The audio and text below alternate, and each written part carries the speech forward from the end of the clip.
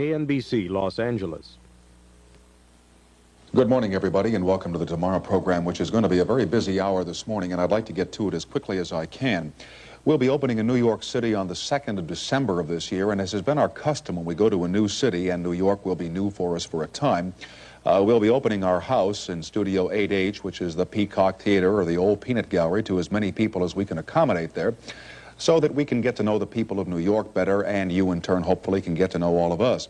If you would like to be with us in the first week or two, I hope that you'll write the ticket department of NBC at 30 Rockefeller Plaza, New York, 10022, I believe is the zip code, and we will try and get some tickets to you. We have all on occasion watched children's television programs and wondered which was the most popular. I am here tonight to tell you that the most popular television program for kids in all of TV land was actually filmed about 40 years ago on some old movie lots which have long since disappeared from Southern California. And if you look at your television sets real closely now, I'll show you just about, 35 or 40 seconds from the most popular kids' TV show. Here it is. Good evening, folks. We open our swing show with a hot number led by that king of swing, Camp Buckwheat.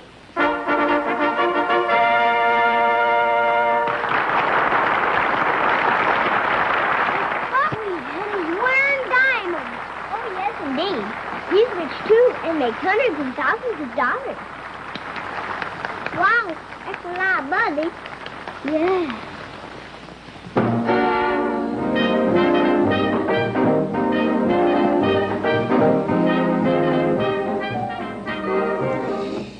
Originally, those were the Our Gang comedies, and they are now running ad infinitum on independent and network-affiliated channels around this country under the title of The Little Rascals. And for those people who have been wondering where are they now, I have them right here, and I'd like to have you meet four of the most popular and famous of all the Little Rascals, starting with Mr. George Spanky McFaland. Mr. McFaland has had some questions asked about his career recently, I'm told, and for a long time people didn't know whether he was, let me take off the list here, the host of a kiddie show in Oklahoma, working for an electronics firm in Oklahoma, running a gas station in Texas, living in New Jersey, or was a wealthy business tycoon who had just made a killing on the stock market. And I'm here to tell you that none of the above is true, and we'll find out what he's doing. Next, Mr. Matthew Stymie Beard, who joined the Little Rascals back in 1930, when he was only 5 years old, and for the next 7 years until he got too big. He played the character of Stymie. Darla Hood joined the Rascals in 1936 when she was only 3 years old and quickly became the most popular leading lady. Between 1936 and 43, when she left the group, Darla appeared in over 150 episodes of the Our Gang comedy series, or The Little Rascals. And Billie Thomas, one of the most popular of all the Our Gang characters, was Buckwheat. And he is the one and only Buckwheat who appeared on that series and is still in showbiz. I'm told that he works for Technicolor here in Southern California. And I'm happy to welcome you all here, and I hope that we can trip down memory lane and look back to those good old days on the Hal Roach studio. That's where it was done, was it not? That's right. About half of it, Tom. Yeah. Half of it was done there. We went to MGM, too. The Roach Studios were over in Culver City, huh? Right. And I was there with a news crew the day that a bulldozer came and pushed them down, I think in 1964 or 65 or something like that. Now, of all the careers that I listed for you, Spanky, were any of them correct? All of them. Well, if you made a killing on the stock market, what the hell are you doing here? Well, that was that one may not be true, Tom. You forgot to mention hamburgers. And being a lease hound in the oil business, and a couple of other nondescript occupations. But I've been with Philco Ford for 8 years now. I'm in the commercial contract division. We lease TVs to hotels and motels. And when I haven't got anything else to do, I do college appearances. How did you all get mixed up with the Our Gang series? Buckwheat, I'm going to start with you, and we'll just go right around the horn. How'd you get the job? Well, I started when I was 3 years old. My mother just took me out to the studio, and I needed a person, and that was it. I've been in ever since. Darla? Yeah. Well, mine was a little different. I was born in a small town in Oklahoma, and I was an only child. My mother taught me to sing and dance before I really could talk and walk. And my dancing teacher in Oklahoma City took me to New York on a trip. And Joe Rifkin, who was casting director at Hal Roach at the time, was looking for a little girl. And they let me get up and sing and dance at the floor show at Edison Hotel. And he says, I want that little girl. And that was it. And being the right place at the right time, I guess. And the rest is history. How about you? Well, Stymie? mine was maybe a little different. they was trying to find someone to replace Alan Hoskins, who was Farina, who had gotten too tall. You know, we all grew out of the Our Gang comedy except this dude here. He stayed loose, so he's in there 9 years. Sorry about that. So anyway, they was, you know, taking screen testers, and I think they had about 350, as I'm told, and they finally got me out to the studio somehow or another. My dad was a minister, and he was informed, and my mother and father took me out, and I just walked on and looked at Bob McGowan, who was then the director, and he took one look at me, and he said, "Sign him up, that's who I want." Mm-hmm. So that's how it got started. Spanky? I had an aunt that lived in Fort Worth, Aunt Dottie Fry, and I had to say that, she'd kill me. She lives in Fort Worth, and she sent my picture in. The reason for that being, Tom, that I was doing some local advertising for a local soft drink company in Dallas at the time. What, pictures on billboards or magazines? Yeah, Stuff that type thing, you know, Look local. at that cute little shaver with a can of Coke. Right, and modeling kids' clothes, you know. And I had some local publicity, so she mailed it in, and I got lucky and stayed for 13 years, you know. Did you have stage mothers and stage fathers and stage aunts? Did they want you to do this? Let's see, now I can only talk for myself. I don't know about the rest of you. I think my mother would have liked to had a career because we came from a small town in Oklahoma. In those days, she never had an opportunity. She encouraged me, I guess you could say in a gentle way, she pushed me. But once I was out of the gang, I continued on. I've never really been out of show business, and she's always been in the background since that. She's never interfered or butted in or anything like that. Billie, did your mom take you out and say, "Now, son, Most this is what I definitely, want right. you to do"? Yeah, she took me and she helped me with, you know, the whole bit, the whole thing that helped me in the show business. This is what she wanted me to do. Mm-hmm. Did they think you were going to make a lot of money from this? And did you make a lot of money from this? It's really none of my business, but I just wonder if... I think we made good money for the times. For the time. Tom. I don't think that, I know I didn't wind up with any. But did your moms or dancing teachers say, "Now, you know, if you do this, Georgie, you're going to make a lot of money and you'll make us..." I don't think money was never mentioned to me. As a matter of fact, when I did my first film, I didn't even know it was a film. I had never seen a movie. I was just told to go out and sing and dance. Apparently, I loved to do it, and I had performed at little, you know, reviews and things that my dancing teacher had put on. Nobody said, "Go out and do this because we need the money at home and it's going to send you through college," or anything like that. It wasn't the classic stage mother story. My mother was, she was beautiful, Big Mama. She loved it. She just loved the life, and she used to push me. You know, I'd go out on an interview and something, and she'd just get right up there in front. She said she loved every bit of it, and she did a lot of extra work herself. She used to double for Louise Beavers, the late Louise Beavers, and Hattie McDaniel. So she just loved the picture business altogether. When you were in this thing, and I assume that you were all in it together, your years paralleled each other for a certain time, were you afraid of growing out of it? Did you not want to get bigger, and did you want to stay small so that you could stay in the Our Gang series? I wanted out. I never thought of it, did you? Well, you were there for so long. You know, you're the old man of the group. Right. No, I think it was 43 or something, just before the demise of the gang as a series. I just told my parents, I said, I don't want, you know, I'm tired of it. I don't want to do it anymore. And you're going to have to find, you know, find new something work for else. me. Yes. I couldn't understand William, you know, although I went through the thing with Farina, and then they brought William out when I was getting too large, you know, and I just felt had that funny feeling, you know. I said, "Oh God, I'm getting too large, and they're breaking William in, you know." And You were hearing footsteps. I didn't want to go. Yeah. I really didn't want to go. No, that's funny, because I had a completely different reaction to it. I think maybe it was because I was the only girl. And, yeah, I should have appreciated it, I guess, at the time, you know, to have all these boys around all the time.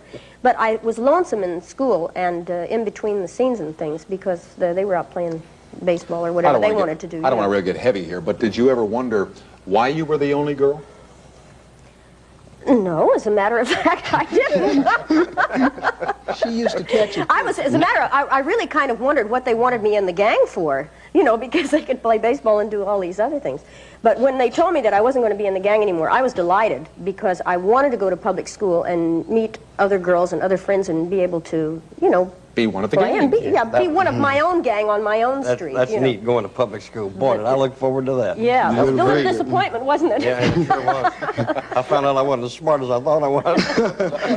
Let me call our affiliated stations to order here for a message or two, and we'll continue with our gang after these announcements. Thank you. How'd you like to work for me again? Okay. How about you, Alfalfa?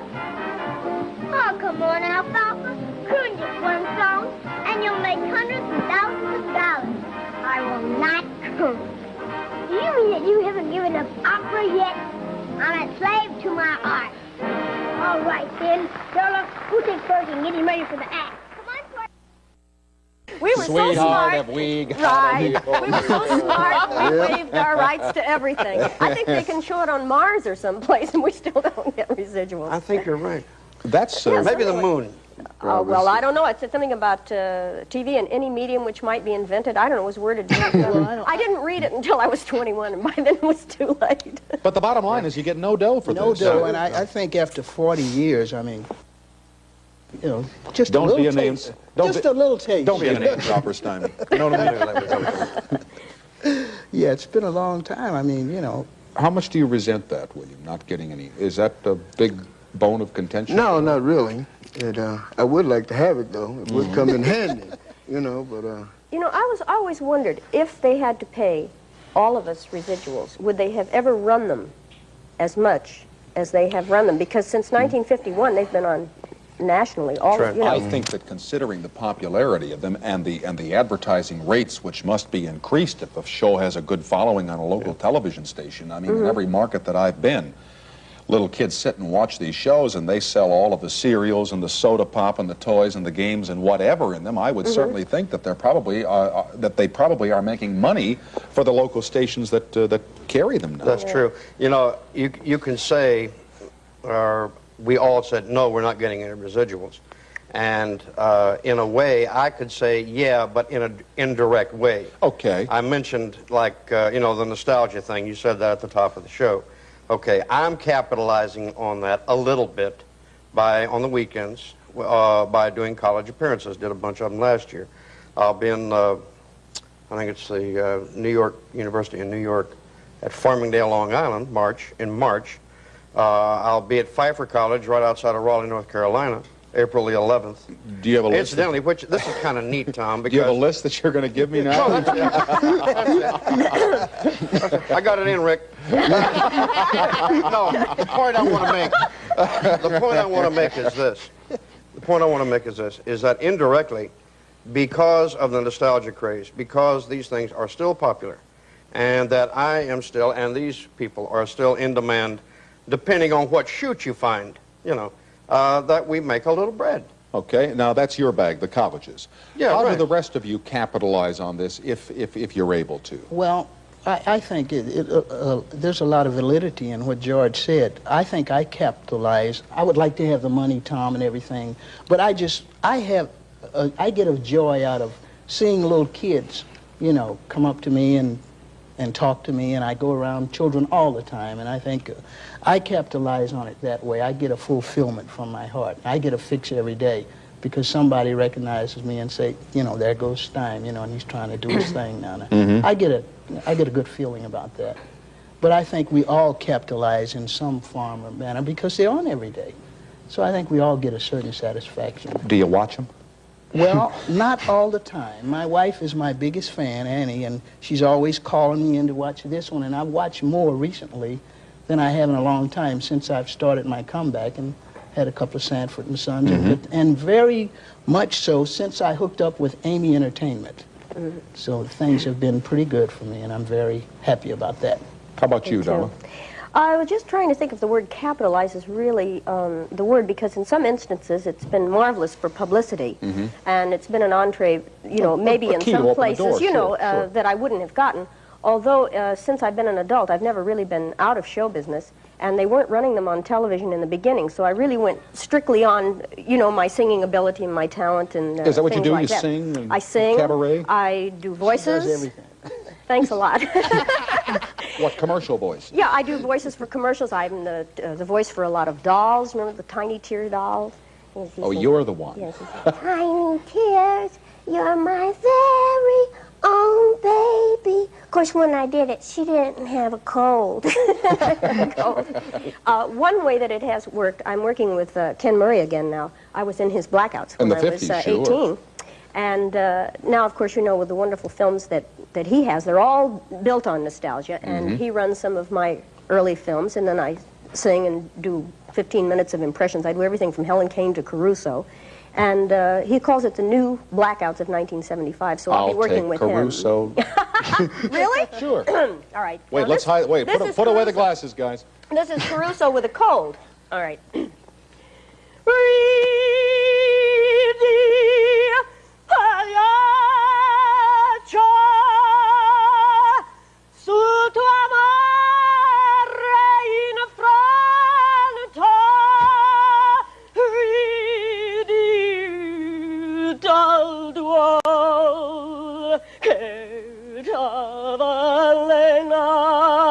I've got a cold. When your mouth was open wide, you should spray that back there. That would be a good idea. I brought a cough drop in case. William, how about yourself? Now, you're with Technicolor. What do you do Right. for them? Well, that's about the size of it. I've been in the motion picture lab technician business ever since I got out the service, and I haven't tried to get back in show business at all. But I think I'm gonna have to start because I see everybody else is back into it, so I might as well go on and shoot back in there and try to get something going myself, you know. Let me hear your Caruso. No, I can't follow that up. No way. An interesting thing about him, though, when you come back, Tom, ask him about his hobby, which I understand is Tremendous. fantastic. It's very interesting. Yeah. What is your hobby? CB operator, ham radio operator. Citizens Band. Citizens All Band. right, we'll have a few squawks and whistles when tomorrow rolls on from Southern California. And there, coming over the snow, was a flock of polar bears. Polar bear. Yes, sir. What, did somebody die? What do you mean, did somebody die? When Mose Johnson started off in his coffin, he had a flock of polar bears. Well, after we got out of that mess, the crew was taken by malaria. Where did she take them? Who took who? You said malaria took them someplace. I said they were taken by malaria. I didn't even know she was there. Who was there? Why, the lady you was talking about. I was just asking Stymie Beard if that one line, malaria, where did she take you? Did you know that that was funny when you said it? Well, everybody laughed. I guess that made me know that it was funny. I think Billy Gilbert was funny. I mean, just being with, you know, with having him to do it with me, I think it had a lot to do with it being funny. He was a great comedian who's not with us anymore. But I think he was just a beautiful guy, like everybody was around Hal Roach Studio. There was Laurel and Hardy, and Yeah, there was everybody Charlie was- Chase. Those were the days. And there was Zazu Pitts and Patsy Kelly. Let me just ask William, who do you talk to on CB? Mostly local calls. Because instead of band, you can't go out of, 150 miles, so we say. So I won't talk anymore about that. But I talk around the world. Good hobby for you. It is. It's interesting. He gets up at 6 Sounds o'clock in the morning and fantastic. talk on the... That's great. I don't want to pull apart the format of the Our Gang comedy series, but I must ask you this question.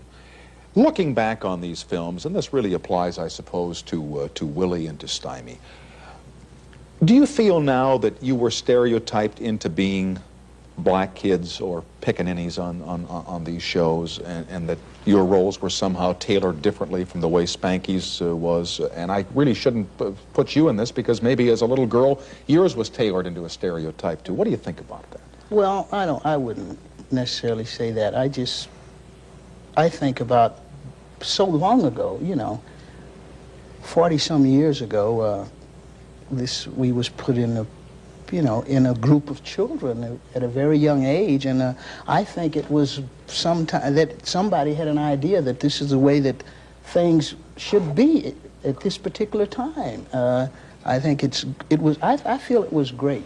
Some of the lines that I had to say, some of them I don't like, but I never look at it like that. I just try to look at it as mostly a fun thing. We were just a group of kids who were having fun. You weren't made to feel differently on the set? Or No, we all had the same thing. We all stayed together and partied together, and we all were together. And the director, Robert McGowan, was a miracle man. He just had a way with kids, and he used to, we had trouble, we'd get spanked. Gordon Douglas.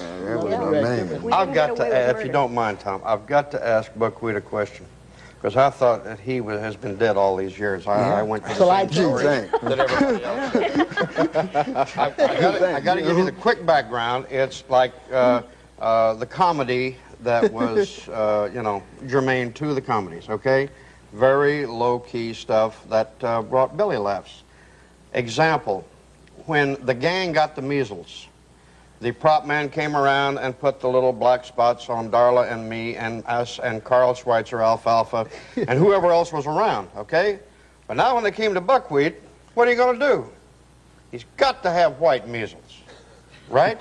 Well, if you say so. Right on. If you think you're going to leave me to that track, you're crazy. I'm not going to have the lines out here. Whatever fair. All right. Come on, Tom, you're braver than that. All right, he had to have white measles. Okay. Right. I have never seen that comedy shown on TV because I heard that it was demeaning to the black race, it was demeaning to Buckwheat, and that was one of the reasons it's never been shown. I was just curious about your feeling about that. I remember the picture quite well. Well, they had to do something, so white measles was white measles. Yeah, but how did you feel about that? Well, I know you were quite young, but I'm just curious. And money-wise, it felt pretty good. In other words, you did it as a job. It was a job. It was a job. You didn't criticize the reason for doing it. It was a job, and it was a nice living. Well, maybe I can answer, because some of the things that I see on TV I do not like. Some of them I don't like. Some of them, I have looked at the Little Rascals more recently since I've been married to Annie than I have in my whole life. And some of the things I like, and some of them I don't. So the NAACP did edit quite a few with William and myself. I don't even think he knows it, but they did edit a few I think for Channel 4's newscast one time, and some other things. They edited a few. It's very hard to answer the question that you asked, because as children, we didn't have too much feelings then about it. But sometimes when I see them now, it kind of kicks up something, but then I said, oh man, that was then. Yeah. 40 years ago. 40 years ago. Right. Do you feel that same way about whatever stereotypes you might see yourself in as the only little girl? Not particularly. I do remember, now that I look back on it, I was always used to cause trouble between the boys. They were fighting over me. Spanky you think wouldn't that still doesn't go on? Oh, of course it goes on. As a matter of fact, it got me in very bad habits because I became a terrible flirt. I have one boyfriend for one day and one for the next. Do you know, Spanky, I had such a crush on you. You were like my first crush. And, when we got over to MGM, you never know who took my heart away. Clark Gable.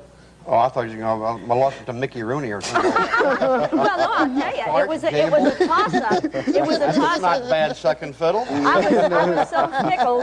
At the time, I remember sitting on Clark Gable's lap. I thought that was great, but then Mickey Rooney bought the ice cream, so, you got to go with the spender. How much did you all love each other when you were working together?